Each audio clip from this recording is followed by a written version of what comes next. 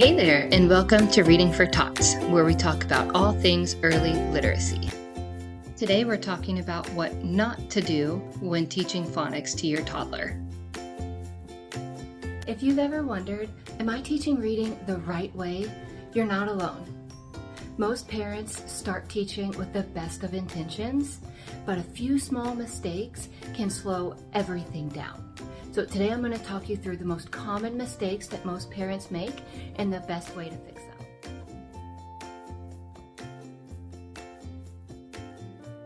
Most parents start teaching reading by introducing letter names. We say, this is the letter A. A says A. This is the letter C. C says K. This is the letter R. R says R. The problem with this method is when we tell toddlers the letter name first, that's the information they latch onto. But we want the first piece of information that they latch onto to be the letter sound. And that way when they see the letter, when they're reading words, the first thing they think of is the letter sound. So teach letter sounds first, have that be the first piece of information your toddler latches onto, and then move on to letter names. We can even do this all in the same learning session. We just need to think about our approach. So we could say something like, this letter makes the sound ah, ah. Can you make that sound? Have your toddler produce the sound, focus on the sound first, and then we say, this letter, its name is the letter A, and A says ah. So what sound does this letter make? Ah, yes.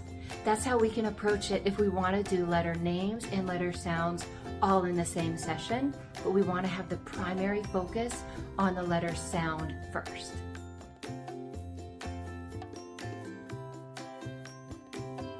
We start with sounds that are easiest to say first. Ah, t.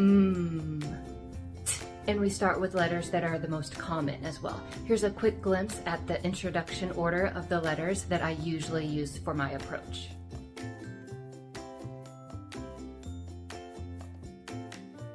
Teaching reading starts with how to make each sound clearly. The more clear the sound, the easier it is for the toddler to piece together what the word should be.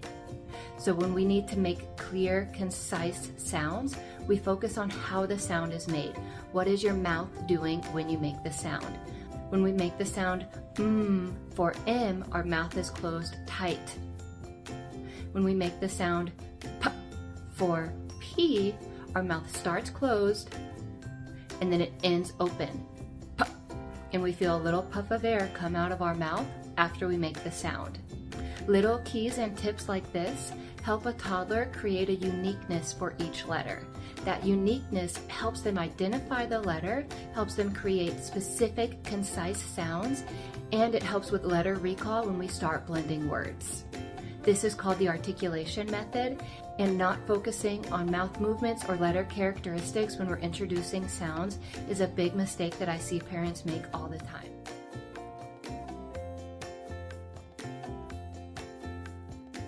If your toddler does great on learning apps but struggles to read real books, there's a common reason for that. And that reason is that they need you. They need a teacher. They need someone to provide feedback. Without that feedback, they don't know if what they're doing is right or wrong. They don't know if the letter sound that they're actually making is correct. So we need a parent, a caretaker, or someone who can provide feedback to sit with our toddler and give them real life hands-on feedback and experience with recognizing the letters and ensuring that they're understanding the sound and producing the sound correctly. Apps can be a good tool, but they can't correct pronunciation errors, mouth movements, or blending issues. A small daily routine builds stronger readers than any app. I put together just a quick 10-minute simple routine free that you can get from my website at readingfortots.com.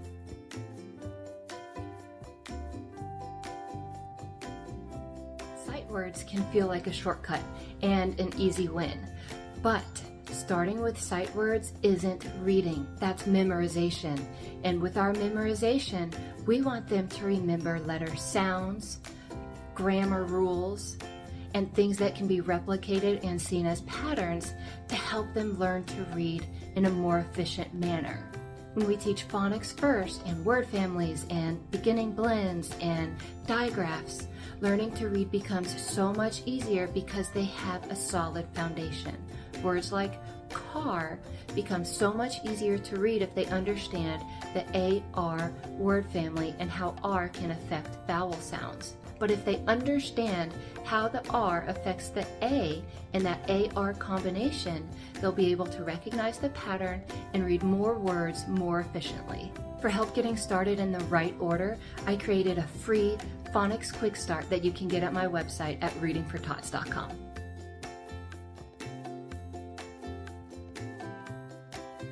If blending feels frustrating or rushed, or your toddler's just not getting it, let's vary just a little bit from the traditional blending method. Let's use successive blending. The secret to successive blending is using continuous sounds first. Make sure that the first sound or two of each word that you're blending has a continuous sound, like ah, or or s. These continuous sounds are easier for our toddler to hear and blend into the next letter sound. When we use stopped sounds like p or t or b, these sounds are stopped. They can't be extended and blended into the next sound. It has to be a solid blend, a solid stopped blend, and that's tough for our toddlers to grab onto. If we use successive blending with some continuous sounds, it's easier for our toddler to hear how those sounds connect. S, ah, sa, sat. We can end our word with a stopped sound, and that helps create that final sound at the end of the word. Using two sound words is also a good method to start with. If your toddler's really having a hard time with those three sound CBC words, start with two sounds. In, on, up. These words only have two letters to blend, and they can be easier for a toddler to connect.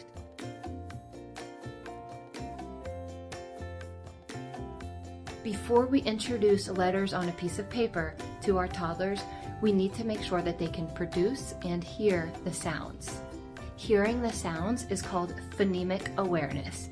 Phonemic awareness is the #1 predictor of reading success.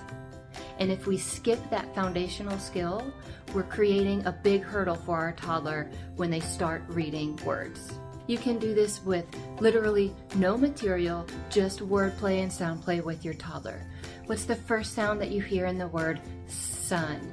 What's a word you can think of that starts with the sound? These are simple wordplay, sound play things that you can do just riding in the car or while you're taking a bath. And something to note with phonemic awareness, the first skill your toddler will learn is hearing a beginning sound. And then they hear ending sounds, and then they hear middle sounds. So focus on that beginning sound first.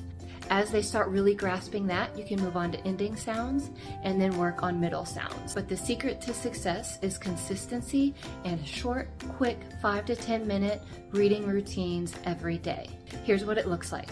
A few minutes of phonemic awareness and sound play, a couple of minutes of letter sounds, isolating sounds, practicing producing sounds, a few minutes of blending sound practice, and ending with some just fun reading time and looking at books together. Just a few minutes a day creates strong early readers. And you can get my quick 10-minute reading routine for free at www.readingfortots.com.